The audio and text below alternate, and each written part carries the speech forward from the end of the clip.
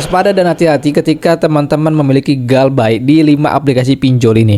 Kenapa? Karena 5 aplikasi pinjol ini DC lapangannya paling rajin banget mendatangi rumah nasabah.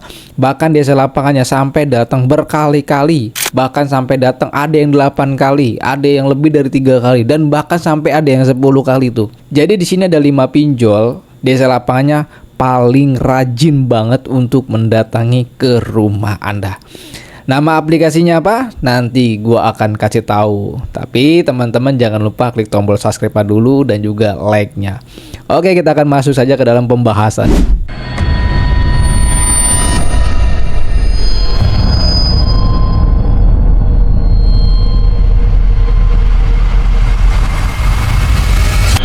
Assalamualaikum warahmatullahi wabarakatuh. Kita berjumpa kembali lagi di channel YouTube Tus Pinjol. Dalam video kali ini gue akan memberikan daftar nama aplikasi pinjol DC lapangannya sering banget mengunjungi rumah nasabah, paling rajin banget mendatangi rumah nasabah. Bahkan sampai ada yang 8 kali datangin sama DC, dan bahkan juga ada yang lebih dari 3 kali. Dan untuk keberadaan DC lapangannya di mana saja, ini nanti yang akan gue jelaskan. Banyak sekali penjelasan gue dalam video ini yang harus gue kasih tahu. Jadi nggak hanya untuk memberikan info nama aplikasinya apa saja, tapi lebih banyak memberikan penjelasannya dan bukti-buktinya seperti apa. Ini teman-teman tolong pahami, dengarkan, dan simak ini baik-baik, agar teman-teman saat menonton video gue ini tidak takut dan tidak kaget dan tidak gagal paham. Jadi usahakan tonton video ini sampai selesai dan sampai seutuhnya, itu bagaimana alur ceritanya, solusinya bagaimana, info lebih jelas itu bagaimana. Oke, gue akan berikan daftar namanya apa saja. Nanti satu aplikasi gue jelaskan satu persatu ya bro. Oke, di urutan yang pertama ini ada yang namanya aplikasi pinjol Indodana. Ya, aplikasi pinjol Indodana dia sudah memiliki DC lapangannya bro. Ya, untuk keberadaannya di mana saja, ini yang sangat penting juga. Teman-teman tolong perhatikan rekam layar di sebelah kiri atau sebelah kanan. Ya, ini gue tampilkan. Yang pertama di sini dari Indodana. Gue melihat dari websitenya, dan dimana file collectionnya sudah ada di wilayah Batam.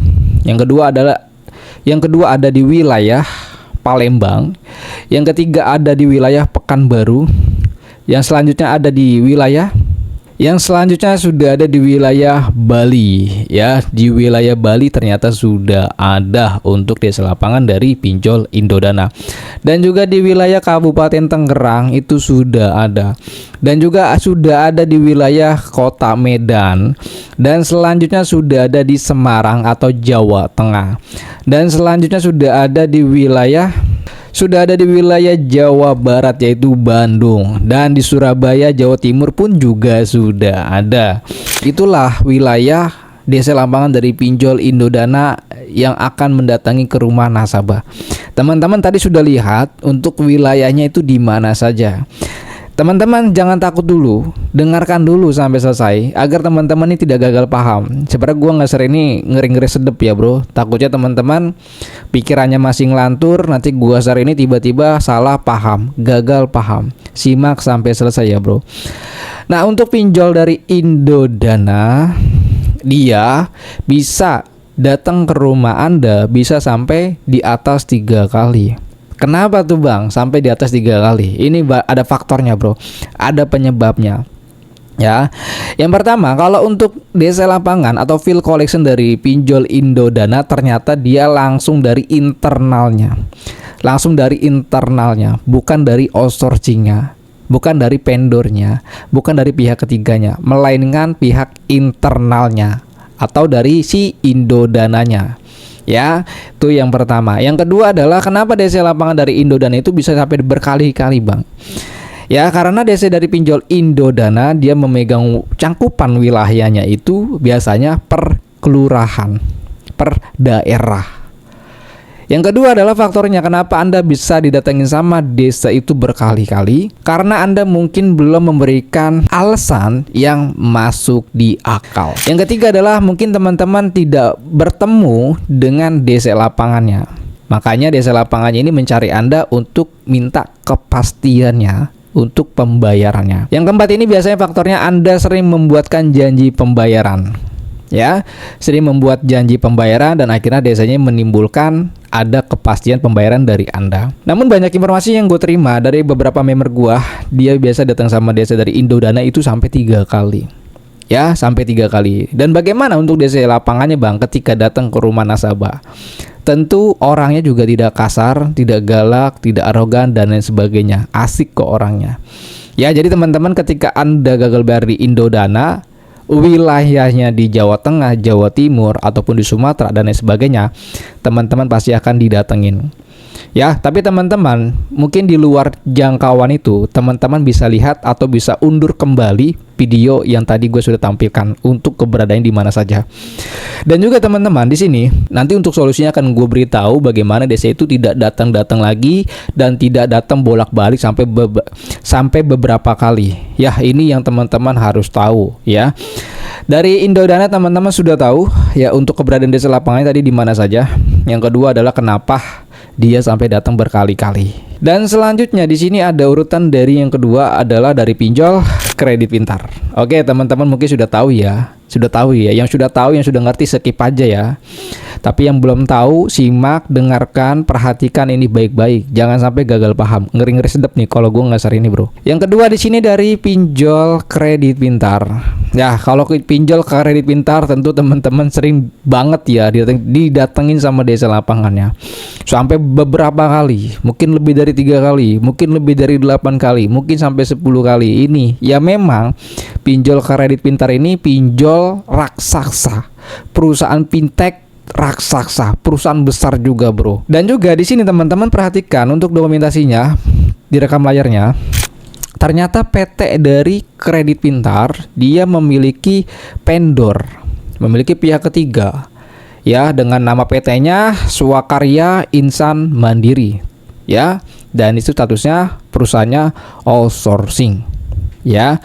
Dan yang kedua di sini teman-teman, tolong perhatikan untuk jangkauan desa lapangannya dari kredit pintar itu di mana saja. Perhatikan ini baik-baik ya, bro. Untuk pinjol kredit pintar ada di wilayah Jakarta, Tangerang, Banten, Bekasi, Bogor, Karawang, Bandung, Jawa Barat, Cirebon, dan juga Solo, Jawa Tengah, Purwakarta, Pekalongan, Semarang, Kediri, Malang, Surabaya, Gresik, Denpasar, Samarinda. Samarinda di sini banyak sekali kota-kota yang sudah melingkup desa lapangannya, bro. Teman-teman sudah lihat di situ. Dan selanjutnya Kota Medan sudah ada. Ya, Kota Medan sudah ada. Dan selanjutnya dari Pekanbaru juga sudah ada. Dan selanjutnya dari Palembang itu sudah ada. Bandar Lampung juga sudah ada. Makassar juga sudah ada. Manado juga sudah ada. Wow. Desa lapangan dari pinjol kredit pintar ternyata desa lapangannya sudah menyeluruh di berbagai kota. Oke, jadi tidak ada lagi pertanyaan, bang kok gagal bayar pintar itu desa lapangan datang nggak. Tadi teman-teman sudah lihat untuk jangkauan wilayahnya tadi di mana saja. Dan selanjutnya kalau untuk pinjol kredit pintar, ya gue juga gagal bayar di kredit pintar, gue juga didatengin sama desa lapangan dari pintar itu sampai 8 kali, bro. Dan bahkan juga banyak member gue didatengin sama desa lapangan itu banyak sekali, 3 kali dan bahkan lebih sampai 8 kali. Nah, ini faktornya dan ini penyebabnya yang memang kita harus beberkan di dalam video ini. Tapi teman-teman, ketika Anda memiliki gagal bayar pinjol, telat bayar pinjol, lalu teman-teman datang sama desa lapangan, lu jangan takut dulu. Jangan takut dulu, jangan khawatir, dan jangan panik, dan jangan memiliki rasa malu terlebih dahulu. Dengarkan dulu sampai selesai. Nanti kalau gue bacakan semua nama aplikasinya, baru gue jelasin ya, bro. Selanjutnya, di sini ada yang namanya Kredivo. Nah, sebenarnya Kredivo ini golongannya bukan dari fintech lending, bukan dari pinjol. Kredivo golongannya yaitu dia masuk ke pembiayaan, ya, yaitu pay letter. Nah, selanjutnya untuk keberadaan desa lapangannya dari Kredivo sama halnya dengan kredit pintar. Sama halnya dengan kredit pintar. Artinya desa lapangannya sudah menyeluruh di berbagai kota ataupun daerah. Dan bahkan desa lapangannya itu untuk Kredivo dia akan datang mungkin lebih dari 3 kali. Tapi kalau untuk di Kredivo itu biasanya masing-masing pengalaman kalian. Kalau gue galbe di Kredivo cuma 1 kali doang, cuman 2 kali doang datang sama DC lapangannya. Dan mungkin teman-teman ada yang lebih, dan mungkin ada yang 1 kali datang sama DC lapangan dari Kredivo. Jadi teman-teman kalau galbe di Kredivo ini jangan takut, jangan panik dulu. Ya, jangan panik, jangan takut dulu. Untuk jangkauan teman-teman tadi sudah tahu. Dan selanjutnya di sini ada urutan yang bernama Aku Laku. Aku Laku ini golongannya bukan fintech lending dan bukan pinjol. Dia adalah pay letter. Dia adalah pembiayaan. Ya. Dan untuk desa lapangannya tentu jelas sekali. Ya, sama halnya dengan Kredivo. Sama halnya dengan Kredivo. Ya. Tapi kalau untuk di Aku Laku, untuk di Aku Laku ini teman-teman jangan takut dan jangan panik ketika telat bayar pinjol. Ya, kenapa?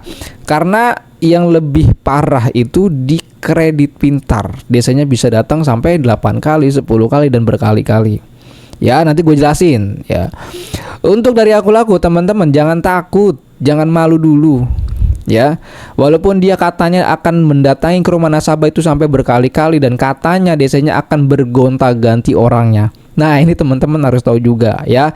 Nah, di sini dari HCI atau Home Credit. Home Credit atau HCI dia bukan pinjol, dia bukan fintech lending, dia bukan fair to fair lending. Melainkan dia adalah pay letter, pembiayaan. Sama halnya dengan Aku Laku, Kredivo dan Atom.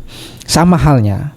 Ya, yang pinjol di sini cuman ada Indodana dan Kredit Pintar saja.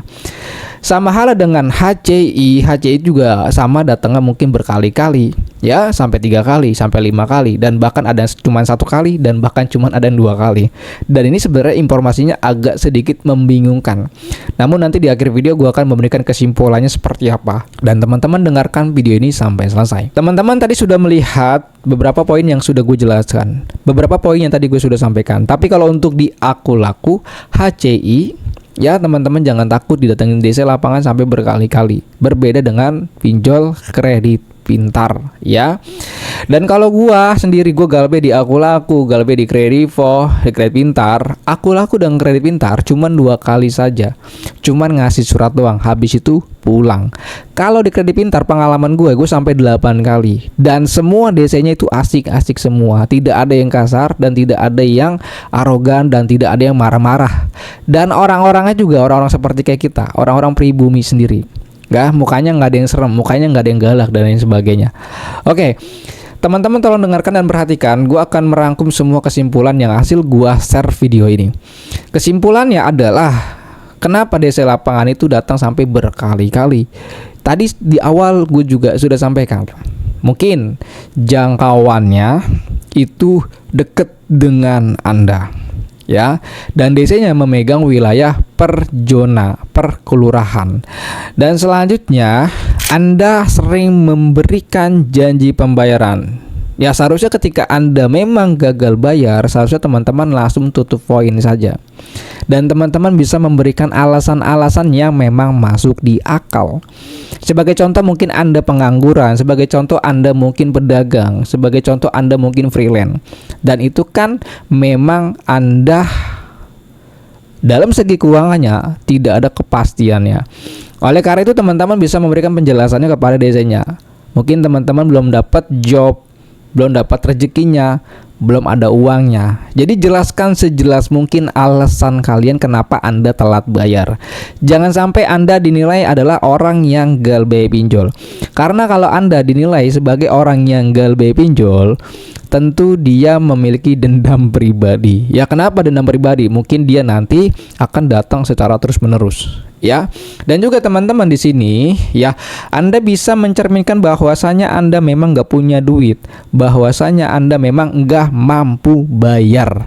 Dan jangan coba-coba memberikan janji pembayaran, dan jangan coba-coba mengiyakan janji pembayaran yang dibuat oleh DC. Tugas DC mengunjungi rumah nasabah hanya untuk menanyakan, mengkonfirmasi perihal tunggakan tagihan Anda. Ya, jadi kalau DC datang ke rumah Anda, insya Allah tidak kasar, insya Allah tidak galak. Balik lagi dengan diri kita, apakah kita memperlakukan dia itu sopan, memperlakukan dia itu baik, Kalau kita sudah memperlakukan itu dengan baik, dengan sopan, insya Allah dia juga sopan dan baik kepada kita. Itu hasil pengalaman gue sendiri dan hasil beberapa member gue. Dan teman-teman jangan sampai down ketika teman-teman mendapatkan penekanan. Dan juga teman-teman jangan sampai takut ditakut-takutin oleh DC. Sebagai contoh, mungkin ibu nanti kalau nggak bayar hari ini, mungkin nanti teman saya datang ke rumah Anda dan mungkin mungkin teman saya lebih galak daripada saya. Nah teman-teman kalau dapat informasi dari DC tersebut, jangan takut dan jangan down. Itu hanya gertakan saja. Karena DC lapangan atau field collection yang mengunjungi rumah nasabah, dia untuk satu orang satu nasabah, ya. Misalkan Rini, dia megang DC-nya misalkan apa? Yanto. Nah, Yanto megang data nasabah dari si Rini. Jadi nggak bisa bergonta-ganti gitu, bro. Nggak bisa bergonta-ganti gitu. Karena apa? Karena DC yang pertama itu sudah mendapatkan kepastian, sudah mendapatkan konfirmasi dari si nasabahnya ini. Kenapa dia telat bayar? Kenapa dia menunggak pembayaran? Dan yang poin terakhirnya adalah kenapa DC lapangan itu sering banget mengunjungi ke rumah nasabah, mungkin sampai berkali-kali. Perlu Anda catat, DC lapangan yang mengunjungi rumah nasabah, yang mendatangi Anda, di dalam surat tugasnya dia sudah ada masa expired penagihan. Masa expired penagihan DC lapangan atau field collection biasanya cuma 1 bulan. Jadi DC lapangan itu diberi tugas cuma 1 bulan untuk menagih nasabah tersebut. Jadi nggak sampai berbulan-bulan, tidak. Ya, aja cuma 1 bulan dikasihnya nih. Dalam waktu 1 bulan dia mengunjungi rumah nasabah, menanyakan, mengkonfirmasi nasabah, dan DC-nya sudah mendapatkan jawabannya. Mungkin teman-teman nganggur, mungkin teman-teman gak kerja dan sebagainya. Itu kan suatu jawaban yang pasti. Nah, oleh karena itu nanti DC itu akan melaporkan kepada pimpinannya, kepada atasannya. Si Rini kenapa tidak bayar pinjol? Karena ABCD. Dan nanti pihak perusahaannya akan memutuskan bahwa Anda orang yang gagal bayar pinjol. Kalau Anda sudah diputuskan orang yang gagal bayar pinjol, maka data Anda itu akan dilaporkan ke dalam SLIK OJK atau di blacklist. Selesai masalahnya. Jadi kalau teman-teman gagal bayar pinjol, tidak mungkin dia nanti bergonta-ganti. Kalau misalkan mungkin dia datang bergonta-ganti, biasanya hanya oknum saja. Ya, hanya oknum saja. Mungkin dia orang lain berpura-pura sebagai DC. Mungkin suruhan dari DC yang pertama. DC yang pertama itu memiliki teman, dan temannya itu disuruh untuk menagih Anda. Mungkin dia punya teman yang agak serem, yang agak galak kelihatannya, mungkin badannya gede, dia menyuruh temannya. Jadi begitu konsepnya dia. Nah, jadi kalau teman-teman sudah gagal 1 bulan, lalu DC-nya ini ternyata berbeda lagi, wajib Anda meminta SPPI-nya. Minta SPPI-nya, minta ID card-nya. Anda minta ditunjukkan apakah yang datang ini adalah DC asli atau palsu. Sesuai dengan arahan OJK, nasabah wajib untuk mengetahui SPPI dan ID card dari petugas penagihan tersebut. Dan juga teman-teman di sini, tolong perhatikan baik-baik. Anda memiliki masalah utang pinjol, memiliki gagal bayar pinjol, memiliki keterlambatan pinjaman online. Solusi yang terbaiknya itu adalah gagal bayar pinjol. Jangan mencoba-coba untuk Anda menutupi utang Anda dengan cara gali lubang tutup lubang. Mungkin di antara teman-teman di sini memiliki rasa malu, memiliki rasa takut diomongin tetangga, takut diomelin sama orang tua. Tapi teman-teman nekat sampai jual harta, gade sertifikat, gade kendaraan dan lain sebagainya. Itulah kehancuran kehidupan Anda, itulah kehancuran ekonomi kalian. Jadi kalau teman-teman memiliki utang 1, 2, 3, atau 4 aplikasi, udah sampai di situ saja. Jangan ditambah-tambah lagi. Lebih baik menerima resiko yang kecil daripada Anda menerima resiko yang besar. Artinya Anda pilih galbay atau pilih gali lubang tutup lubang. Dan teman-teman, yang Anda harus tahu ya, desa lapangan yang mengunjungi ke rumah nasabah itu tidak seserem, tidak segalak di dalam chat WhatsApp yang sering Anda dapati. Tidak. Semua chat DC yang masuk ke WA Anda itu semuanya template, semuanya gertakan saja. Ya, jadi teman-teman jangan coba-coba mempercayai chat WhatsApp DC. Jangan coba-coba Anda membales chat WhatsApp DC. Lebih baik Anda didatengin sama desa lapangan daripada Anda tidak didatengin sama desa lapangan. Perbedaannya adalah kalau Anda tidak didatengin sama desa lapangan, Anda terus-terusan akan dispam, terus-terusan bakalan diteror, terus-terusan bakalan ditagih. Tapi kalau Anda sudah didatengin sama desa lapangan, lalu desa lapangannya ini sudah mendapatkan hasilnya, yaitu jawaban dari Anda, alasan Anda tidak bayar pinjol, maka data itu akan dialihkan ke Slik OJK dan Anda tidak akan ditagih-tagih lagi melalui WhatsApp ataupun telepon. Karena pihak dari pimpinannya sudah mengetahui bahwa Anda orang yang gagal bayar pinjol. Jadi teman-teman jangan takut ya. Semua masalah utang pinjol itu paling receh, paling gampang. Tapi teman-teman itu selalu pikirannya terganggu di saat Anda gagal bayar pinjol. Kenapa terganggu? Karena Anda sering melihat informasi-informasi yang sifatnya itu menakutkan. Mungkin segitu aja informasinya. Assalamualaikum warahmatullahi wabarakatuh. Dan jangan lupa teman-teman yang mau join ke dalam grup Telegram kita, silakan, link grupnya ada di dalam deskripsi. Dan untuk teman-teman di sini yang mau join ke dalam grup WA kita, bisa konsultasi telepon dengan saya, silakan saja menjadi member grup WA kita. Bye bye.